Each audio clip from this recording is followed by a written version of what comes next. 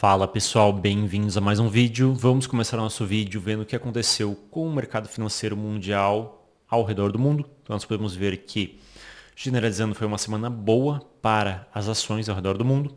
Podemos ver que também foi uma ótima semana para o mercado americano. Então o Nvidia subiu muito, o Apple subiu, o Google subiu, Meta e Amazon uma pequena alta, Walmart, Costco, Tesla tiveram uma queda e setor bancário americano também teve uma alta razoável. Observando as commodities, podemos ver que o cacau teve uma queda muito forte, o suco de laranja também caiu, já a borracha, trigo e gado tiveram uma alta. Aí olhando as moedas, podemos ver que a moeda da Filipina, Hungria, Mianmar, Tailândia tiveram uma alta em relação ao dólar, então toda aquela região ali do sudeste asiático. Já o rublo, a moeda sul-africana, então o rublo é a moeda russa, né?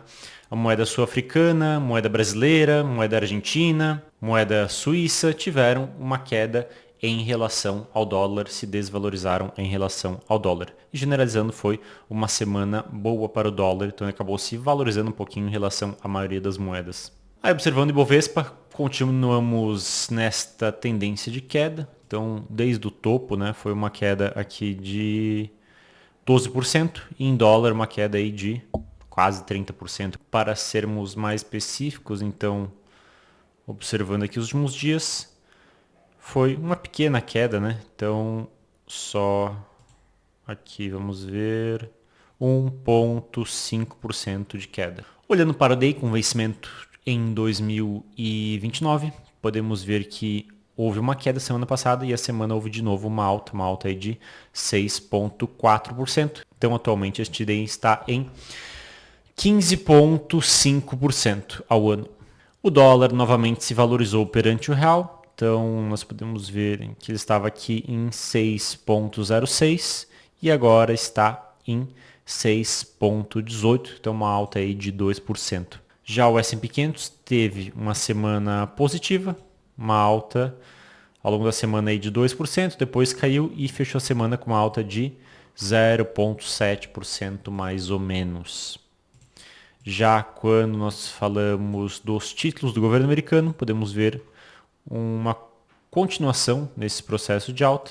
Então, na semana houve uma alta de aproximadamente 2,2% e atualmente está em 4,6% os títulos do governo americano com vencimento para daqui a 10 anos. E observando agora o VIX, podemos ver que houve uma queda no valor do VIX. Então estava aqui em 18, aí caiu aqui para aproximadamente 14,3 e agora está aí aproximadamente 16, o que é um VIX mediano. Aí eu vou trazer agora essa matéria para vocês do Zero Hedge, que na verdade é mais uma curiosidade a respeito da produção mundial de carros. Então, os países que mais produzem carros no mundo. Então, nós temos aqui nesse esquema visual que a China produz aí quase 1/3 dos carros do mundo. Então, 1/3 da produção mundial de carros é feita pela China. Aí depois nós temos os Estados Unidos com 11,3%. Terceiro lugar, Japão, com 9,6%. Aí temos Índia, com 6,3%. Depois temos Coreia do Sul, com 4,5%. Alemanha, com 4,4%. México, com 4,3%. E aí, depois do México, nós temos Espanha e Brasil. Agora, continuando para as nossas curiosidades, vamos ver aonde existem as maiores concentrações populacionais no Brasil. Então, nós temos um esquema aqui no nosso mapa. Então, Manaus tem uma concentração grande. Temos aqui Belém também, São Luís, Fortaleza, todo o Nordeste aqui, né? Recife aqui também, Salvador. Espírito Santo aqui, Rio de Janeiro, São Paulo, aí temos aqui Curitiba, temos aqui Porto Alegre e Brasília e Goiânia também. Então percebam, né, pessoal, que interessante que 40% da população brasileira vive aqui no Sudeste, principalmente nesse triângulo entre São Paulo, Rio de Janeiro e Belo Horizonte, em um pequeno território que, digamos, está concentrado 40% da população brasileira. E o resto dessa população, boa parte dela, está principalmente no litoral, como vocês podem ver aqui. Então, as grandes concentrações populacionais no Brasil estão praticamente todas no litoral. São Paulo está próximo do litoral, então não é uma cidade na praia, mas está muito próximo do litoral. Curitiba também não é uma cidade onde tem praia, mas está próximo do litoral. Aí temos Salvador também, Recife, Fortaleza, São Luís, Belém. As únicas exceções que nós temos de lugares populosos, basicamente, que não estão próximos do litoral é Manaus e também Goiânia e Brasília. Então nós temos Brasília, que é sustentada pelo dinheiro que vem do resto do país. Temos Goiânia, que talvez seja uma capital do agro, digamos assim, no meio do país. E também uma proximidade com Brasília deve ajudar em alguma coisa, em relação a aumentar a população e riqueza da cidade.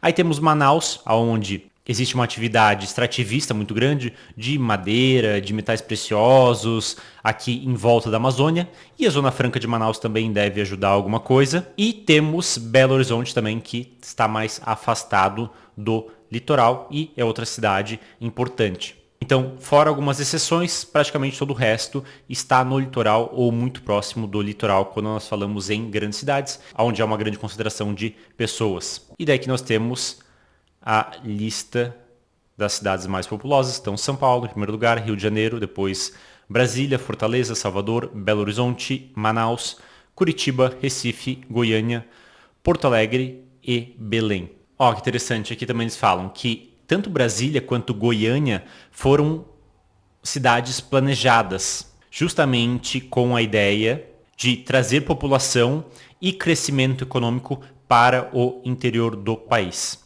Vamos trazer agora uma curiosidade a respeito de fertilizantes, que é um assunto muito importante para o Brasil, principalmente para a agricultura do Brasil e daí no final das contas acaba sendo importante para o Brasil inteiro.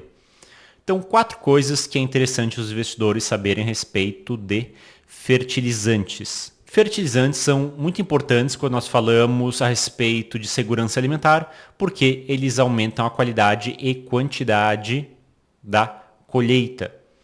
Então, é projetado que nós vamos ter no mundo 10 bilhões de pessoas até 2050 e essa população vai estar distribuída principalmente na Ásia, com 4,7, depois África, com 3,9, Oceania, com 68, quase 69 milhões, América do Sul, com 425, América do Norte, com 669 e Europa, com 587 milhões. Há eles aqui no número 2 que o número de terras aráveis estão diminuindo no mundo. Então ele traz um gráfico aqui desde 1961 até 2018 e daí mostra essa queda em terras aráveis, ou seja, em terras onde você consegue plantar e ter uma produção decente em cima delas. E chegando à conclusão daí que fertilizantes vão ter um papel cada vez mais importante, porque as pessoas vão precisar plantar cada vez mais em menos terra.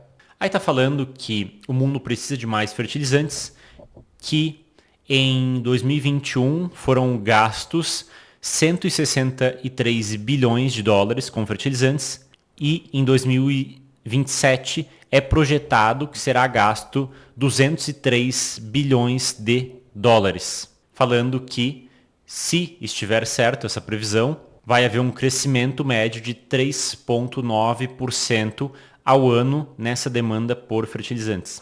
E aqui em quarto lugar nós temos essa imagem que eu achei bem interessante para vocês entenderem, inclusive, a importância dos fertilizantes para o Brasil. Então nós temos aqui os maiores exportadores e importadores de fertilizantes no mundo. Então o maior exportador de fertilizante no mundo é a Rússia. Em segundo lugar é a China. Em terceiro é o Canadá. Em quarto é o Marrocos, em quinto é os Estados Unidos. E os maiores importadores de fertilizante no mundo, em primeiro lugar nós temos o Brasil, com 15,2 bilhões, depois os Estados Unidos, com 10,3, depois a Índia, com 9,1, e França, com 2,8, e China, com 2,8.